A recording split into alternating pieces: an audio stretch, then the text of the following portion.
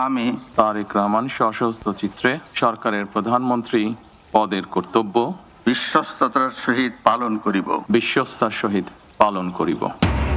তারেক রহমান যুগে বাংলাদেশ দেশের 11তম প্রধানমন্ত্রী হিসেবে শপথ নিলেন বিএনপি চেয়ারম্যান। দেশ পুনর্গঠনের সহযাত্রী নবীন প্রবীণ মিলে 49 মন্ত্রী প্রতিমন্ত্রী। বিশ্বস্ততার সহিত পালন করিব। শপথ নিলেন বিএনপির এমপিরা। নেননি সংবিধান সংস্কার পরিষদের সদস্য হিসেবে। শুল্কমুক্ত গাড়ি টচ নেবেন না এমপিরা। সংসদ নেতা তারেক রহমানের অনুশাসন। নাটকীয়তার পর জামায়াত ও এনসিপির শপথ। বিএনপি সংবিধান সংস্কার পরিষদের শপথ না নেয়ায় নতুন সংকটের শঙ্কা। খলিলুর রহমানকে মন্ত্রী করার সমালোচনা।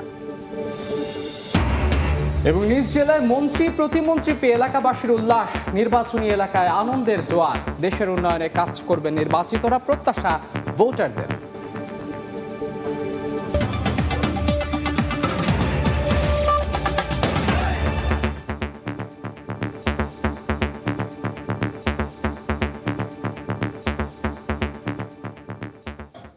জনপদের সময়ের সঙ্গে আছে আমি রাইসা জান্নাত এবং আমি মাহাদ ইসলাম ধ্রুব।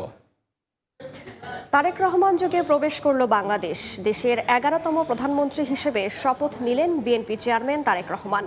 দেশ পুনর্গঠনে তার সহযাত্রী 49 মন্ত্রী প্রতিমন্ত্রী। রাইসা, দেশের ইতিহাসে প্রথমবার সংসদ ভবনের দক্ষিণ প্লাজায় রাষ্ট্রপতি মোহাম্মদ শাহাবুদ্দিন শপথ বাক্য পাঠ করান প্রধানমন্ত্রী ও মন্ত্রীদের। কাল বিকেলে প্রধানমন্ত্রী তারেক রহমানের সভাপতিত্বে সচিবালয়ে হবে নতুন মন্ত্রিসভার প্রথম বৈঠক। আহমেদ সালহিনের রিপোর্টে বিস্তারিত। শপথ করিতেছি যে সরকারের প্রধানমন্ত্রী পদের কর্তব্য বিশ্বস্ততার সহিত পালন করিব। এক নতুন দিনের শপথ, নতুন আশা, রক্তগঙ্গার পথ মারিয়ে আসা বাংলাদেশের নতুন গন্তব্য ঠিক করার। আমি সংবিধানের রক্ষণ, সমর্থন ও নিরাপত্তা বিধান করিব। জাতীয় সংসদ ভবনের দক্ষিণ প্লাজা 17 ফেব্রুয়ারির পড়ন্ত বেলায় এক নতুন আলোর পথ চলা। অনুরাগ বা বিরাগের বশবর্তী না হইয়া সকলের প্রতি আইন অনুযায়ী 17 বছরের নির্বাচন, অতঃপর রাজস্বিক প্রত্যাবর্তন প্রধানমন্ত্রী হয়ে, যার আনুষ্ঠানিকতা শুরু বিকেল 4:15টার দিকে। সকলের প্রতি আইন অনুযায়ী যথাবিহিত আচরণ করিব।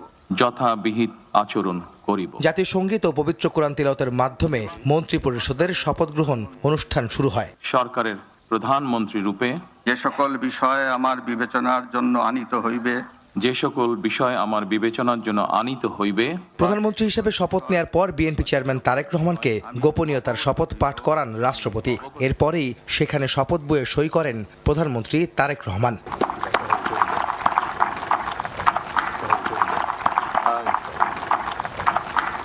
শপথ অনুষ্ঠান শেষে রাষ্ট্রপতি মোহাম্মদ শাহাবুদ্দিনের সঙ্গে করমর্দন করেন তারেক রহমান। এর মধ্য দিয়ে দেশের 11তম প্রধানমন্ত্রী হিসাবে দায়িত্ব গ্রহণ করেন তারেক রহমান। 2001 থেকে 2006 সাল পর্যন্ত সরকারে ছিল বাংলাদেশ জাতীয়তাবাদী দল বিএনপি। 20 বছর পরে ত্রয়োদশ জাতীয় সংসদ নির্বাচনে জয় পেয়ে সরকার গঠন করেছে দলটি। নতুন সরকার প্রধান জনপ্রত্যাশার পারদ তুঙ্গে। গণতন্ত্র, মানবাধিকার ও সুশাসনের অনন্য নজির স্থাপন করবেন প্রধানমন্ত্রী, সেই অপেক্ষায় পুরো দেশ। প্রায় অর্ধশতাধিক পূর্ণ মন্ত্রী ও প্রতিমন্ত্রী নিয়ে সরকার গঠন করলেন প্রধানমন্ত্রী তারেক রহমান। নিজেও প্রধানমন্ত্রী হিসেবে শপথ নিলেন এই সংসদ ভবনের দক্ষিণ প্লাজায়। বললেন, দুর্নীতিমুক্ত বাংলাদেশ গড়বেন, একই সঙ্গে জবাবদিহিমূলক তার সরকার হবে আগামীর সরকার। আহমেদ সালেহীন, সময় সংবাদ, জাতীয় সংসদ ভবন, ঢাকা। নবীন প্রবীণদের সমন্বয়ে দেশকে এগিয়ে নিয়ে যাওয়ার প্রত্যাশা জানিয়েছেন মন্ত্রী প্রতিমন্ত্রীরা। জাতীয় সংসদ ভবনে শপথ নিয়ে একথা বলেন নতুন সরকারের মন্ত্রীরা। সংসদে বিরোধী দল গণতান্ত্রিক আচরণ করবে বলেও প্রত্যাশা তাদের। মুরসালিন হক জুনায়েদের রিপোর্টে বিস্তারিত। আমি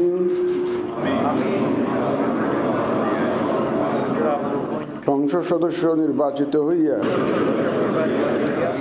প্রায় 20 বছর পর নির্বাচনে জয় পেয়ে সরকার গঠন করেছে বিএনপি। বিএনপি চেয়ারম্যান তারেক রহমানের নেতৃত্বে গঠিত হচ্ছে 50 জনের নতুন মন্ত্রিসভা। ত্রয়োদশ জাতীয় সংসদ নির্বাচনে নিরঙ্কুশ জয় পাওয়া বিএনপির নির্বাচিত প্রার্থীরা সংসদ সদস্য হিসেবে শপথ নিয়েছেন মঙ্গলবার সকালেই। আমি আইন অনুযায়ী সরকারের এদিন বিকেলে জাতীয় সংসদ ভবনের দক্ষিণ প্লাজায় শপথ নেন নতুন মন্ত্রিসভার সদস্যরা। প্রথমে প্রধানমন্ত্রী হিসেবে তারেক রহমানকে শপথ পড়ান রাষ্ট্রপতি মোহাম্মদ শাহাবুদ্দিন। এরপর মন্ত্রী ও প্রতিমন্ত্রীদের শপথ বাক্য পাঠ করান তিনি। মন্ত্রিসভায় 50 জনের মধ্যে রয়েছেন 25 জন পূর্ণমন্ত্রী ও 24 জন প্রতিমন্ত্রী।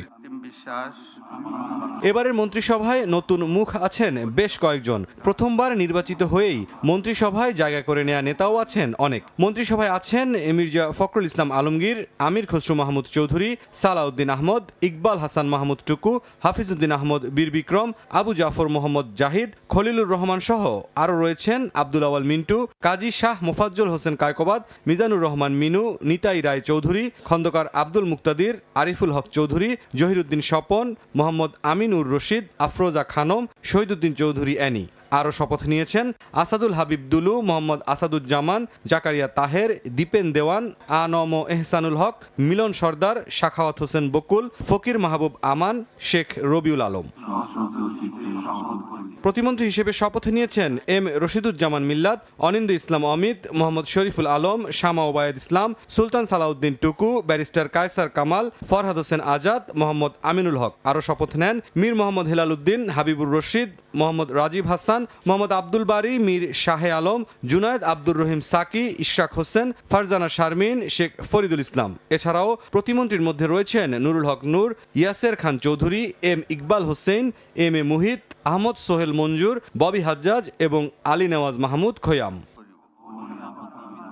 গত 12 ফেব্রুয়ারি নির্বাচনে 68টি আসন জিতে সংসদে বিরোধী দলের আসনে বসছে জামায়াত। সবকিছু ঠিক থাকলে আগামী 26 ফেব্রুয়ারি বসতে যাচ্ছে ত্রয়োদশ সংসদের প্রথম অধিবেশন। মুরসালিন হক জুনায়েদ, সময় সংবাদ, ঢাকা। শপথ নিলেন ত্রয়োদশ জাতীয় সংসদ ভোটে নির্বাচিত বিএনপির সংসদ সদস্যরা। তবে সংবিধানে না থাকায় সংবিধান সংস্কার পরিষদের সদস্য হিসেবে শপথ নেননি বিএনপির সংসদ সদস্যরা। দলের এমপিরা শুল্কমুক্ত গাড়ি ও সরকারি প্লট সুবিধা নেবেন না বলে অনুশাসন দিয়েছেন সংসদ নেতা ও প্রধানমন্ত্রী তারেক রহমান। আহমেদ সালিহিনের আরও একটি রিপোর্ট। গণতান্ত্রিক উত্তরণের যাত্রায় আবারও সরব জাতীয় সংসদ। দীর্ঘদিন পর নির্বাচিত জনপ্রতিনিধিদের উপস্থিতিতে মুখর আইনসভা প্রাঙ্গণ। ত্রয়োদশ সংসদের সদস্য হিসেবে শপথ নিতে মঙ্গলবার সকাল 10:30টার দিকে স্ত্রী কন্যাকে সঙ্গে নিয়ে সংসদ ভবনে পৌঁছান একক সংখ্যাগরিষ্ঠতা পাওয়া দলের নেতা বিএনপি চেয়ারম্যান তারেক রহমান। শপথ অনুষ্ঠান শুরুর আগে সংবিধান সংস্কার পরিষদের সদস্য হিসেবে শপথের বিষয়ে নবনির্বাচিতদের সামনে দলের অবস্থান তুলে ধরেন বিএনপির স্থায়ী কমিটির সদস্য সালাউদ্দিন আহমদ। আমরা কেউ সংবিধান সংস্কার পরিষদের সদস্য হিসেবে নির্বাচিত হইনি এবং সংবিধানে এটা এখনো ধারণ করা হয়নি। আমরা এখন সাংবিধানিকভাবে এই পর্যন্ত আমরা এসেছি।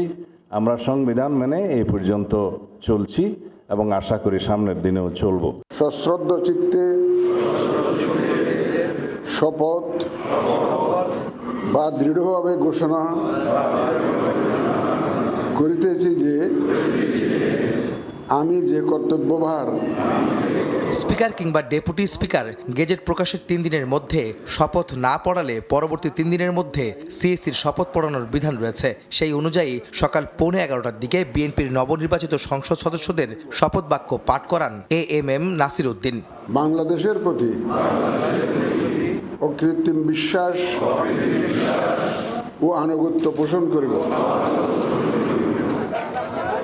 পরে সকাল 11:30টায় সংসদ ভবনে বসে বিএনপির সংসদীয় দলের বৈঠক। সেখানে সংসদ নেতা ও প্রধানমন্ত্রী হিসাবে তারেক রহমানকে সর্বসম্মতিক্রমে নির্বাচিত করা হয়। এ সময় বিএনপির সংসদ সদস্যদের শুল্কমুক্ত গাড়ি ও সরকারি প্লট না নেয়ার অনুশাসন দেন নবনির্বাচিত সংসদ নেতা জনাব তারেক রহমান আমাদের উদ্দেশ্যে 2টা অনুশাসন দিয়েছেন। কোন সংসদ সদস্য ট্যাক্স ফ্রি গাড়ি নেবেন না। দ্বিতীয়ত, সরকারি কোনো প্লট সংসদ সদস্য হিসেবে গ্রহণ করবেন না। আমাদের সংসদ নেতা জনাব তারেক রহমানের নেতৃত্বে এই সংসদ নিঃসন্দেহে সকল কর্মকাণ্ডের কেন্দ্রবিন্দু পরিণত হবে। ত্রয়োদশ সংসদ নির্বাচনে গেজেট হওয়া 297 আসনের মধ্যে দলীয়ভাবে 209টিতে আর জোটগতভাবে 212 আসনে জয় পেয়েছে বিএনপি। দীর্ঘ 2 দশক পর বিপুল সংখ্যাগরিষ্ঠতা নিয়ে বিএনপি ও তাদের মিত্ররা আজ সরকার গঠন করল। তারা বলছেন জনগণকে সঙ্গে নিয়ে তাদের আকাঙ্ক্ষা বাস্তবায়ন করবেন, এই সংসদকে করবেন কার্যকর। একই সঙ্গে বিরোধী দলকে সঙ্গে নিয়ে তারা সৌহার্দ্যপূর্ণ সম্পর্কের মধ্যে দিয়ে আগামীর বাংলাদেশ গড়ে তুলবেন। আহমেদ সালেহীন, সময় সংবাদ, জাতীয় সংসদ ভবন, ঢাকা। নাটকীয়তা আর অনিশ্চয়তা কাটিয়ে শপথ নিলেন জামায়াত ও এনসিপি সহ 11 দলীয় ঐক্যের সংসদ সদস্যরা। প্রথমে এমপি ও পরে সংবিধান সংস্কার পরিষদের সদস্য হিসেবেও শপথ নেন তারা। তবে সংবিধান সংস্কার পরিষদের সদস্য হিসেবে শপথ নেননি স্বতন্ত্র এমপিরা। বা দৃঢ়ভাবে ঘোষণা করতেছি যে মঙ্গলবার দুপুরে শপথ নেন জামায়াতে ইসলামী ও স্বতন্ত্র থেকে নির্বাচিত সংসদ সদস্যরা। তাদের শপথ পাঠ করান প্রধান নির্বাচন কমিশনার এএমএম নাসির উদ্দিন। সংবিধান সংস্কার পরিষদ পরে শুরু হয় সংবিধান সংস্কার পরিষদের সদস্য হিসেবে শপথের আনুষ্ঠানিকতা। এ সময় সেখান থেকে বেরিয়ে যান রুমিন ফারহানা সহ স্বতন্ত্র সংসদ সদস্যরা। সকালে জামায়াত ও এনসিপি থেকে নির্বাচিত সংসদ সদস্যদের শপথ নিয়ে তৈরি হয় অনিশ্চয়তা। পরে বৈঠকে বসে 11 দলীয় ঐক্য এতে শপথ নেয়ার বিষয়ে সিদ্ধান্ত আসে। আমি যে কর্তব্যভার দুপুরে সংসদ সদস্য ও সংবিধান সংস্কার পরিষদের সদস্য হিসেবে শপথ নেন এনসিপি থেকে নির্বাচিতরা। বিএনপি থেকে নির্বাচিতরা সংবিধান সংস্কার পরিষদের সদস্য হিসেবে শপথ না নেয় নতুন করে সংকট তৈরি হবে বলে মন্তব্য করেন এনসিপি আহ্বায়ক নাহিদ ইসলাম। এখানে একটা আইনি এবং সাংবিধানিক সংকটও তৈরি হলো। আমরা জানি না এটা কিভাবে এটা নিরসন হবে। আমরা আহ্বান করব যে তারা দ্রুত সময়ের মধ্যে শপথ পাঠ করে এই সংকটের নিরসন করবে এবং জনগণের প্রতি কাছে যে আমাদের সকলের প্রতিশ্রুতি ছিল সংস্কারের পক্ষে, সেই প্রতিশ্রুতির পক্ষে কাজ করবে। অন্তর্বর্তী সরকারের নিরাপত্তা উপদেষ্টা ডাক্তার খলিলুর রহমান নতুন সরকারের অংশ হওয়া নিয়ে প্রশ্ন তোলেন জামায়াতের নায়েবে আমির আব্দুল্লাহ মোহাম্মদ তাহের। খলিলুর রহমান সাহেব যে আজকে ইন্টারিম গভর্নমেন্টের উপদেষ্টা হয়ে বর্তমান সরকারে যোগ দিয়েছে, এটা অনৈতিক এবং তাকে ইন্টারিম গভর্নমেন্টকে সরকারে নিয়ে যাওয়াটা একটা অনৈতিক কাজ। সংসদে বিরোধী দলীয় নেতা জামায়াত আমির ডাক্তার শফিকুর রহমান, উপনেতা ডাক্তার আব্দুল্লাহ মোহাম্মদ তাহের, বিরোধী দলীয় চিফ হুইপ নাহিদ ইসলাম এবং বিরোধী দলীয় হুইপ হিসেবে দায়িত্ব পালন করবেন রফিকুল ইসলাম খান। মানিক মোহাম্মদ ওমর, সময় সংবাদ, ঢাকা।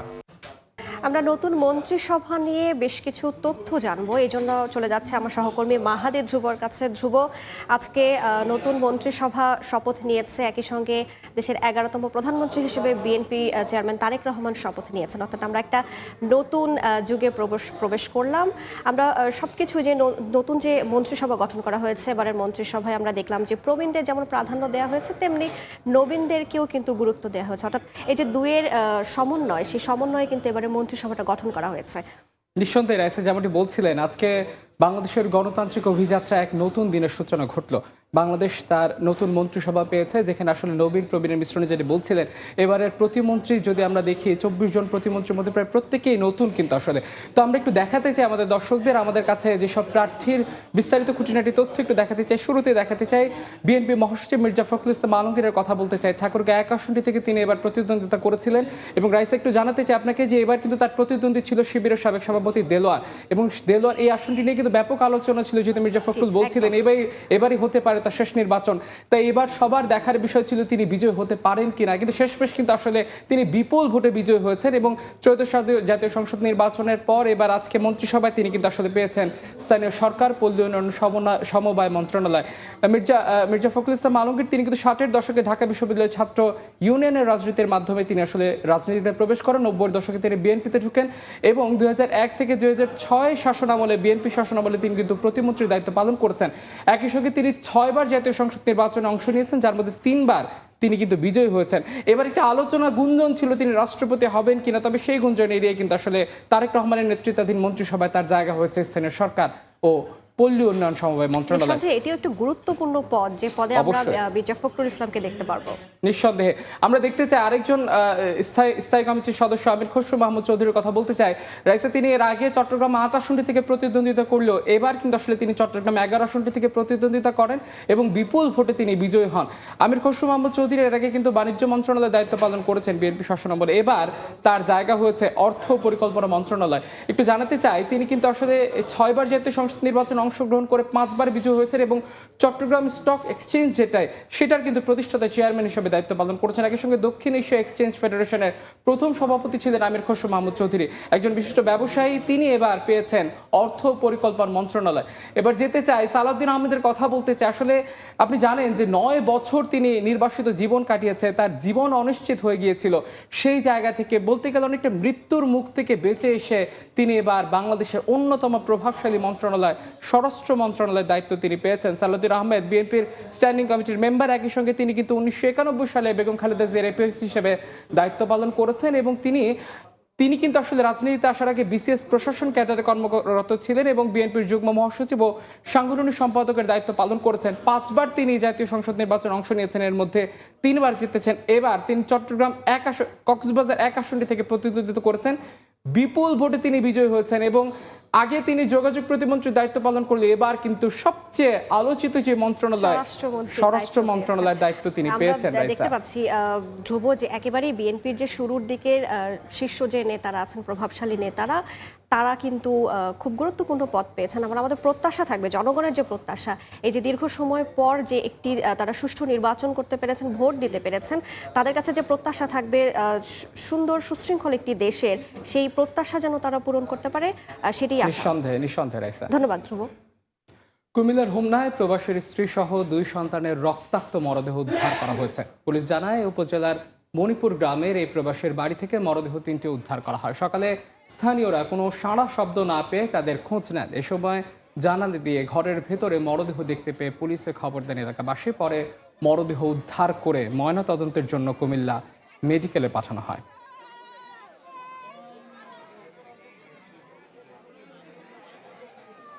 রাজবাড়ীতে দোকানঘর বরাদ্দ দেওয়ার প্রলোভন দেখিয়ে কোটি টাকা হাতিয়ে নেওয়ার অভিযোগ উঠেছে ইউপি চেয়ারম্যানের বিরুদ্ধে।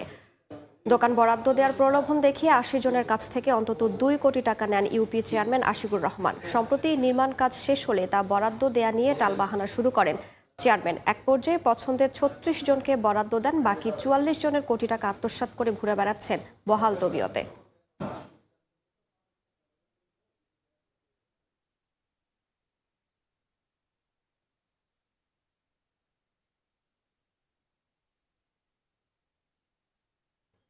ঝিনাইদহের শৈলকুপায় আধিপত্য বিস্তার নিয়ে দুপক্ষের সংঘর্ষে আহত 5 জন বলে জানা গেছে। শেখরা গ্রামের বাবুলের সঙ্গে গোলাম মোস্তফা সরকারের দীর্ঘদিনের বিরোধ চলছিল। সোমবার সন্ধ্যায় বাবুলের সমর্থকদের কুপিয়ে জখম করে মোস্তফা সরকারের সমর্থক। এর জেরে রাতে দুপক্ষের লোকজন দেশীয় অস্ত্র নিয়ে সংঘর্ষে জড়ায়। জনপদের সময়ের শীর্ষ সংবাদগুলো জানিয়ে দিচ্ছি আরেকবার। আমি তারেক রহমান সশস্ত্র চিত্রে সরকারের প্রধানমন্ত্রী পদের কর্তব্য বিশ্বস্ততার সহিত পালন করিব। তারেক রহমান যুগে বাংলাদেশ দেশের 11তম প্রধানমন্ত্রী হিসেবে শপথ নিলেন বিএনপি চেয়ারম্যান। দেশ পুনর্গঠনে সহযাত্রী নবীন প্রবীণ মিলে 49 মন্ত্রী প্রতিমন্ত্রী। বিশ্বস্ততার সহিত পালন করিব। শপথ নিলেন বিএনপির এমপিরা, নেননি সংবিধান সংস্কার পরিষদের সদস্য হিসেবে। শুল্কমুক্ত গাড়ি প্লট নেবেন না এমপিরা, সংসদ নেতা তারেক রহমানের অনুশাসন। এবং নাটকীয়তার পর জামাত ও এনসিপির শপথ, বিএনপি সংবিধান সংস্কার পরিষদের শপথ না নেয়ায় নতুন সংকটের শঙ্কা। খলিলুর রহমানকে মন্ত্রী করার সমালোচনা। এই ছিল জনপদের সময়। এরপর রাতের সময় সঙ্গে থাকবেন সহকর্মী জাফর সাদিক। সঙ্গে থাকুন সময়।